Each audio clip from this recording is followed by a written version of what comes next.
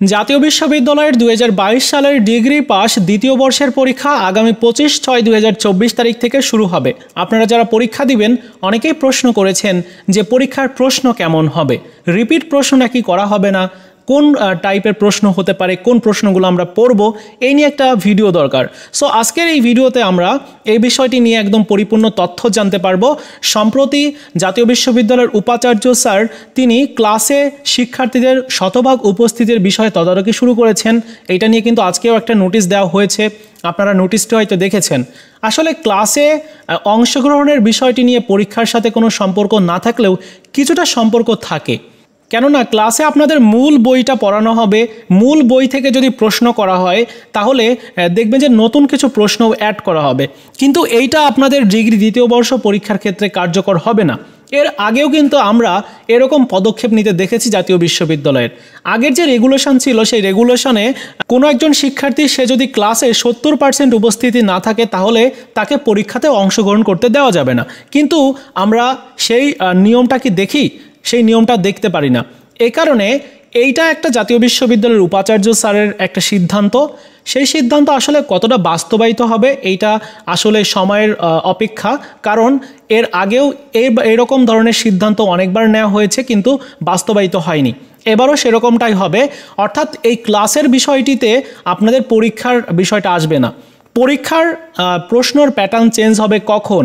যখন আপনাদের সিলেবাসটা পরিবর্তন করে দেওয়া হবে। যদি নতুন সিলেবাস প্রণয়ন করে তাহলে প্রশ্ন অনেক কঠিন হবে, কারণ নতুন সিলেবাসে নতুন অধ্যায়গুলো থাকবে এবং নতুন কিছু প্রশ্ন থাকবে। সেই প্রশ্নগুলো যদি আপনাকে ওই সিলেবাসটা যদি কমপ্লিট না করেন তাহলে কোনো কিছুই পারবেন না।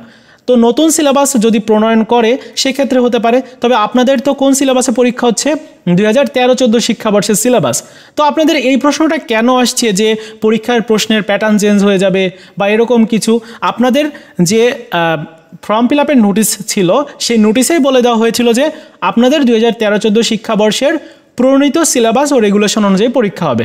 তাহলে আপনাদের ওই সিলেবাস অনুযায়ী যেহেতু পরীক্ষা হবে তাহলে রিপিট প্রশ্ন তো অবশ্যই হবে, কারণ জাতীয় বিশ্ববিদ্যালয় কবে রিপিট প্রশ্ন করেনি?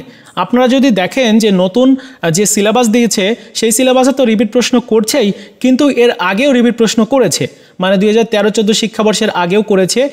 দেখবেন যে 2004 সালে কোনো একটা প্রশ্ন এসেছিল, সেই প্রশ্নটি 2006, 2008, 10 অথবা দেখা যাচ্ছে যে 2014তেও আসছে, অর্থাৎ পুরনো সিলেবাস থেকেও অনেক প্রশ্নগুলো দেওয়া হচ্ছে, এরকমটা তো দেখা যাচ্ছে। তো সিলেবাসের বিষয়টি আসলে কি, আপনাদের মূল বইয়ে যে পার্টগুলো থাকবে বা যে অধ্যায়গুলো থাকবে সেই অধ্যায়গুলোকে দেওয়া হয়েছে। তো অধ্যায়গুলো থেকে যে প্রশ্নগুলো গুরুত্বপূর্ণ ওই প্রশ্নগুলোই তো করা হয়।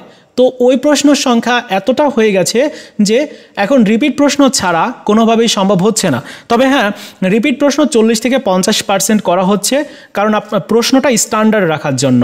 কারণ যদি নতুন কিছু সবগুলোই যদি নতুন প্রশ্ন দেওয়া হয় তাহলে শিক্ষার্থীরা কি করবে? শিক্ষার্থীরা দেখা যাবে যে কিছু শিক্ষার্থী আছে জাতীয় বিশ্ববিদ্যালয়ে যারা শিক্ষার্থী তাদের মধ্যে প্রায় 80-90% শিক্ষার্থী তারা কি করে, তারা বিভিন্ন চাকুরি করার পাশাপাশি বিভিন্ন কাজ করার পাশাপাশি এই জাতীয় বিশ্ববিদ্যালয়ের পড়াশুনো করছে। তো এই শিক্ষার্থীদের কথা বিবেচনা করে রিপিট প্রশ্ন যদি না করা হয় তাহলে তারা কি করবে? তারা কিন্তু ঝরে পড়বে এবং এই বিশ্ববিদ্যালয়ের যে শিক্ষার মানটা উন্নয়নের জন্য যেটা কাজে শুরু করছে তারা, সেটি কিন্তু ব্যাহত হবে। তো এত তাড়াতাড়ি বা খুব হঠাৎ করে যে প্রশ্নের প্যাটার্ন চেঞ্জ হয়ে যাবে এরকম কোনো বিষয় নাই। হ্যাঁ, আস্তে আস্তে পরিবর্তন হবে, নতুন প্রশ্নগুলো আনা হবে এবং সেই প্রশ্নগুলো আবারও দেওয়া হবে, এরকম করেই চলবে। এবং যতদিন না পর্যন্ত আপনাদের সিলেবাস পরিবর্তন হয় ততদিন পর্যন্ত রিপিট প্রশ্ন হবেই, এইটা আপনারা 100% কনফার্ম থাকেন। ঠিক আছে, তো এই ছিল আজকের মতো ভিডিও। আশা করি আপনাদেরকে বোঝাতে পেরেছি। ভিডিওটি ভালো লাগলে লাইকস, কমেন্টস এবং বন্ধুদের সাথে অবশ্যই শেয়ার করবেন।